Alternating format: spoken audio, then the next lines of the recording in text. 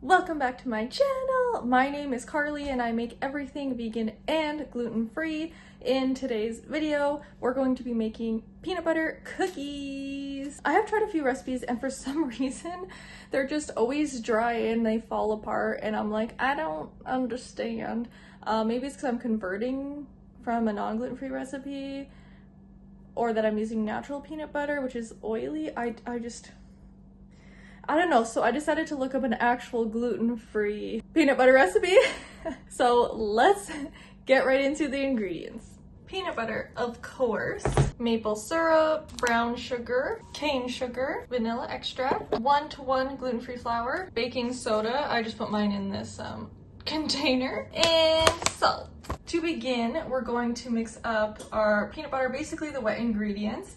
So I use the natural peanut butter, which always has a layer of oil, so I already went ahead and stirred it. My number one tip for the natural peanut butters is to store them upside down.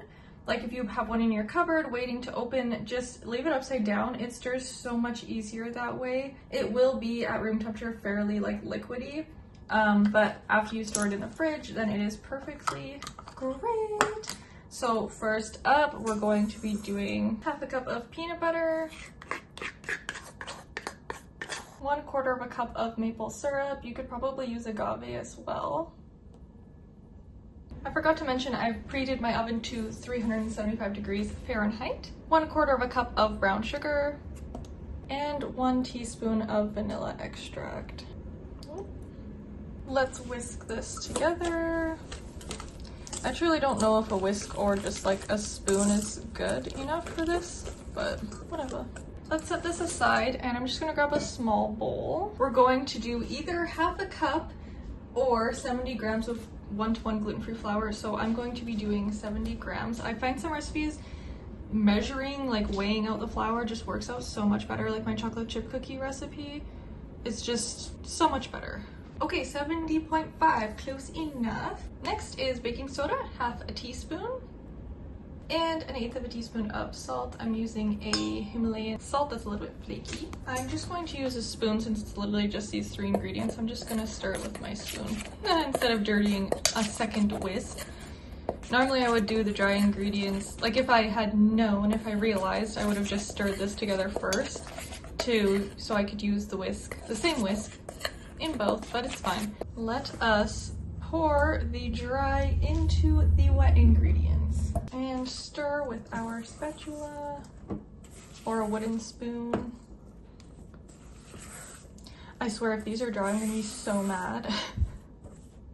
Like how many times I've had dry peanut butter cookies, y'all. A lot of recipes, like cookie recipes that I found, you just gotta keep stirring and stirring and eventually, you know. But what the dough looks like can be very different than what the cookies turn out to be. So okay, we are looking amazing. So now what we're going to do is put a little bit of sugar into a separate bowl. It says 2 teaspoons. I'm just gonna pour a bit. I don't know, we're just gonna roll the balls in there, so I don't really think it needs to be measured. Using my cookie scoop, I'm going to scoop and then toss into my hand to roll into the sugar. And we'll just roll in the sugar and then put on our parchment lined baking sheet. And actually what I'm going to do, I like to put chocolate chips in my peanut butter cookies sometimes, so I'm just gonna throw in some dairy-free chocolate chips into my dough over here.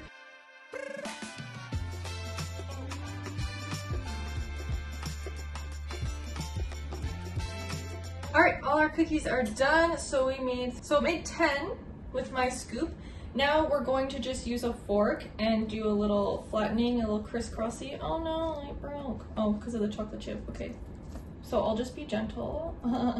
I'm not sure how much these will spread out, but it did say to leave like 3 inches in between, so I'm not trying to put them too close to each other. Oh yeah, look how cute. Okay, into the oven at 375 for 10 to 12 minutes. Our cookies are done. I've also let them cool for about 20 minutes here on the pan, just because I don't know, I just want them to be cool when I eat them. They look amazing, like literally that crack. I think I baked them for about 11 minutes. And yeah, let's go on our try. Let's see the bottom two. Ooh, they look perfect. Oh, Now that's a peanut butter cookie. Oh my god. These are fantastic. Like, they're a little bit crunchy on the outside, soft on the inside. These are literal perfection, and I'm so happy. Finally, I don't have to try any more peanut butter recipes. I'm gonna enjoy this cookie, and I hope you guys learned something. I hope you'll try this recipe. You could probably substitute it for another nut butter if you can't have peanuts. Almond, hazelnut, cashew, probably would all work. That will be the end of this video. I hope you guys enjoyed. Don't forget to like and subscribe, and I will see you in the next video.